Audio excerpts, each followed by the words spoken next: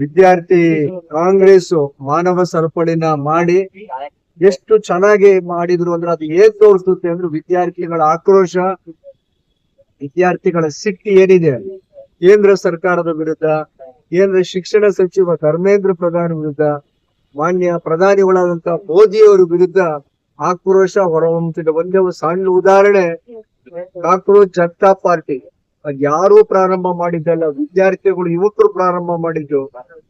ಪರೀಕ್ಷೆ failure, neat ಒಂದೇ ಅಲ್ಲ, SSC ಸ್ಟಾಫ್ ಸೆಲೆಕ್ಷನ್ ಕಮಿಷನ್ ಪರೀಕ್ಷೆಯಲ್ಲಿ ಅಲ್ಲೂ ಫೇಲ್ ಆಯ್ತು.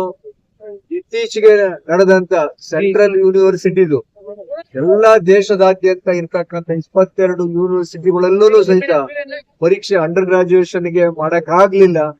ಜೊತೆಗೆ CBSE 12ನೇ ತರಗತಿ ರಿಸಲ್ಟ್ ಬರ್ಲಿಲ್ಲ. ಯಾರ್ದೋ ಪ್ರಶ್ನೆ ಪತ್ರಿಕೆ, ಯಾರ್ದೋ ಉತ್ತರ ಪತ್ರಿಕೆ ಮತ್ತೊಬ್ಬರಿಗೆ ಹೋಗುವಂತ ಪರಿಸ್ಥಿತಿ ಉದ್ಭವ ಆಗಿದೆ. ಇದಕ್ಕೆಲ್ಲ ಧರ್ಮೇಂದ್ರ ಪ್ರಧಾನ್ ಅವರು ರಾಜೀನಾಮೆ ಕೊಡಬೇಕು. ಮಾನ್ಯ ಪ್ರಧಾನಿಗಳು ಫಾರಿನ್ನಿಂದ ವಾಪಸ್ ಬಂದು ನಮ್ಮ ಭಾರತ ದೇಶ ಹೇಗಿದೆ ಅಂತ ಹೇಳಿ ಅದನ್ನಾದ್ರೂ ಸ್ವಲ್ಪ ಗಮನಿಸ್ಲಿ.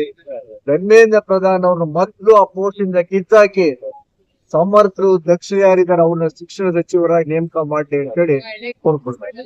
ನಾನು ಹೇಮಂತ್ ಅಂತ ಈಗ ನೀಟ್ ಅಲ್ಲಿ ಸ್ಕ್ಯಾಮ್ ನಡೀತು ಎಲ್ಲರೂ ಪ್ರೊಟೆಸ್ಟ್ ಮಾಡ್ತಿರೋದಕ್ಕೆ ಎಲ್ಲ ಬೆಂಬಲ ಎಲ್ಲ ಒಗ್ಗಟ್ಟಾಗಿ ಈ ತರ ಯೂನಿಯನ್ ಇದೆ ಎಲ್ಲ ನಾವು ಪ್ರದೇಶಕ್ಕೆ ಒಂದು ಬೆಂಬಲ ಸಿಕ್ಕಂಗೆ ಆಗುತ್ತೆ. ಎಲ್ಲ ಒಗ್ಗಟ್ಟಾಗಿದ್ರೆ ನೈತಿಕ ಹೊಣೆ ಹೊತ್ತಿ ಅವರು ಧರ್ಮೇಂದ್ರ ಪ್ರಸಾದ್ ಅವರು ರಾಜೀನಾಮೆ ಕೊಡ್ಲೇಬೇಕು. ನಂತರ ಪ್ರೊಟೆಸ್ಟ್ ಮಾಡ್ತಿದೀವಿ. ಅದು ಅಧಿಕಾರಿಗಳಿಗೆ